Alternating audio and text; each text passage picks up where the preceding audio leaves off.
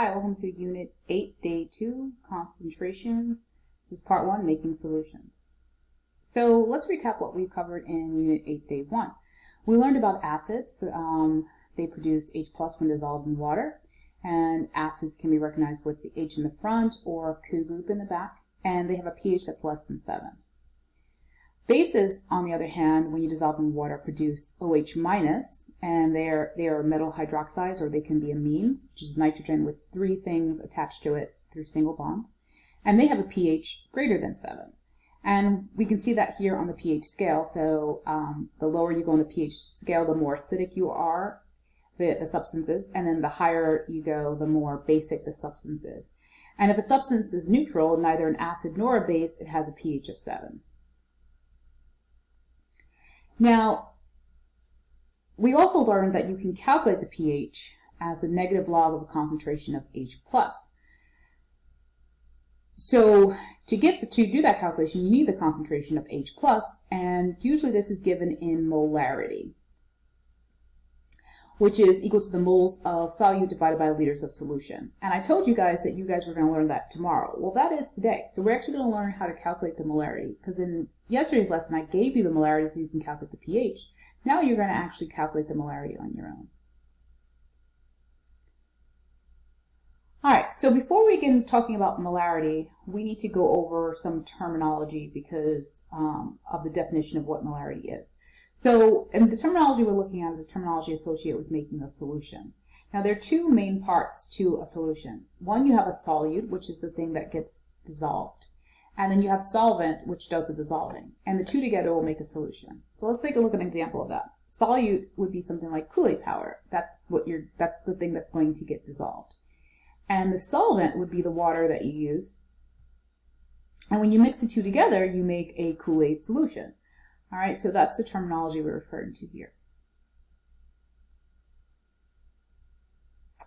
All right, let's see if you can do that. So you have here 2 separate scenarios. The first one, you have C12H22O11, so that's sugar. You can see someone's pouring sugar into a pot of water. And you need to identify the solute and the solvent here and the solution. Then you also can do that for this. On this other side, you have NaOH, which is sodium hydroxide, dissolved in water. So pause the video now. When you press play again, the answers will be revealed. All right, so in the first scenario, the solute was sugar, the solvent was water, and the solution was sugar water. In the second scenario, the solute was sodium hydroxide, the solvent was also water, and the solution was a sodium hydroxide solution. And we use that AQ there, aqueous, to imply that something's dissolved in water. All right, so now that we've gone over those terminology, we can start defining molarity. So molarity is the moles of your solute, so like the moles of the Kool-Aid powder, divided by the liters of solution. So not necessarily the liters of water, but the liters of the Kool-Aid drink, okay? So everything mixed together. So moles of the solute, the thing that gets dissolved like Kool-Aid, divided by the liters of solution, which would be the liters of Kool-Aid drink.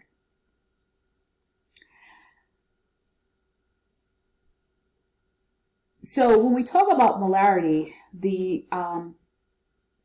one of the key things about molarity is that it measures concentration. Now there's other ways to measure concentration, but for solution chemistry we typically use molarity. And the higher the molarity, the greater the concentration. So if you're looking at these images here, which one looks the most concentrated? The one on the left, right? Because there's a more intense color. So it has a molarity of 2.0, whereas the one in the middle has a molarity of 1.5, and then the one on the end has a molarity of 1.0. So the higher the concentration, the molarity, the higher the concentration. Now, how do we make solutions? We make solutions using a tool called a volumetric flask. And here are some shown here. So what you'll notice in the volumetric flask is that they have 1,500, 250, 100 milliliters. That's the volume that the flask is calibrated to.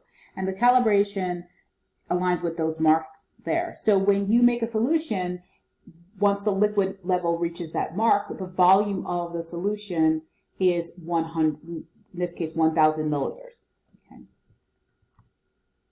So now we're going to take a quick look at a demo of making a solution.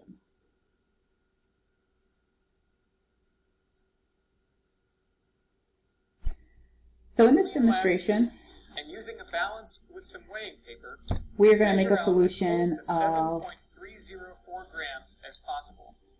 sodium chloride. Your exact mass.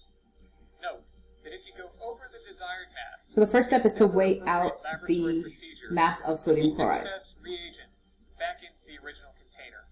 Always use an additional container to collect the excess. And Once so you in measured this out your solid and recorded the example, he exact mass, recorded transfer all the solids 7.56 to the grams, appropriate sized volumetric flask. and then added Volumetric the flasks are made mass of sodium specifically chloride, for or the this purpose, 7.56 grams and of should be sodium used chloride, over other into less a accurate 500 lab water, milliliter such as volumetric flask. beakers, Erlenmeyer flasks, or graduated cylinders. Here, we just transferred our solute to the 500 milliliter volumetric flask. If any solute remains on the weighing paper, use a spatula or a small amount of water to transfer the remaining salt.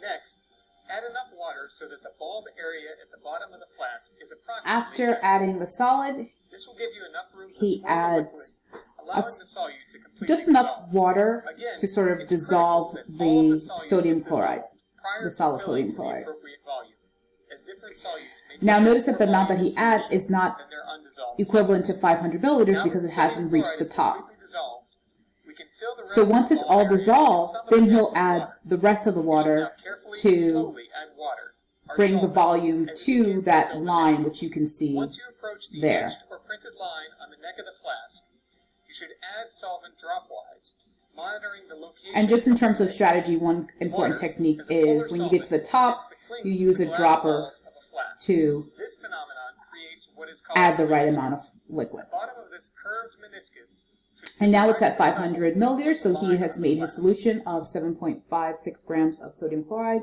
in a 500 milliliter solution. Notice that it's the entire volume of the solution that's 500 milliliters, not the amount of water that he added. All right, so now that we've seen that demonstration, let's get back to our PowerPoint. So let's review how we make a solution. First thing is you would have a solid and you would weigh out your solid. In this case, our solid is copper sulfate, and we weigh out 1.59 grams. Now, 1.59 grams corresponds to 0.01 mole of copper sulfate. And we know this because we can use the molar mass to convert from the mass, the 1.59 grams of copper sulfate, to the moles. All right, after we have weighed out our copper sulfate, we add it to our volumetric flask, and then add some solvent. In this case, it will be water. Then we mix them to dissolve. Now notice we didn't add the 500, but we added enough to start to get it to dissolve, and then we add the solvent until it reaches the meniscus. So that's sort of the whole process for making a solution. Now, how do you calculate the concentration of the solution that you made? Remember, concentration when measured in molarity is moles of solute over liters of solution. So let's start with the moles of solute. To get the moles of solute, you would take the mass of solute that you have, the 1.59 grams, and convert it to moles. And so, as I said before, in our case, the 1.59 grams of copper sulfate, it corresponds to 0.01 mole. Then the next thing you would do is you would take the volume of your solution, but it has to be in liters. So since our volumetric is in 500 milliliters, we'd have to convert that to liters by dividing it by 1,000. So 500 divided by 1,000 gives us 0.5 liters. And now we can calculate our molarity by just plugging them in. So 0.010 moles divided by 0.5 liters gives us a molarity of 0.02 molar. Now it's your turn to try it. So what's the molarity of a 200 milliliter sodium hydroxide solution made from 1.20 grams of sodium hydroxide? All right, so remember you have the mass of your solute. You need to use that mass to get the moles. So from the mass of this to the moles of it. And then you have your volume. Don't forget to convert it to liters. Pause the video now. When you press play again, the answer will be revealed.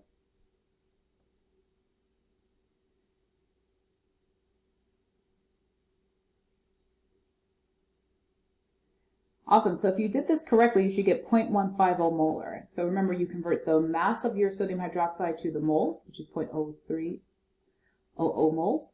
And then you converted the volume, the 200 milliliters, to liters by dividing it by 1,000, giving you 0.2. Then you plug that into the equation and you get the molarity. All right, now that you have the molarity, remember the purpose of this is so that we can continue doing the pH and POH calculations, but instead of me providing you with the molarity or the concentration of H plus or OH minus, is that you can calculate the molarity yourself. So let's now try a POH problem. So you want to calculate the POH and the pH of the solution you made in CFU3. Now, just to be clear, the POH is equal to the negative log of concentration of OH minus. Since it's a base, that's what we're going to be focusing on. Now you may be thinking, wait a second, I calculated the concentration of NaOH, not the concentration of OH minus. You would be correct. But NaOH is a strong base, so remember when it dissolves in water, it's going to completely ionize into sodium ion and then hydroxide ion. Now since sodium hydroxide only has one hydroxide ion, the concentration, of the sodium hydroxide is equivalent to the concentration of the hydroxide. Meaning that this is also the concentration, the 0.150 molar is also the concentration of OH minus. All right, so now that you know that, you can use the information here to solve. So pause the video now. When you press play again, the answer will be revealed.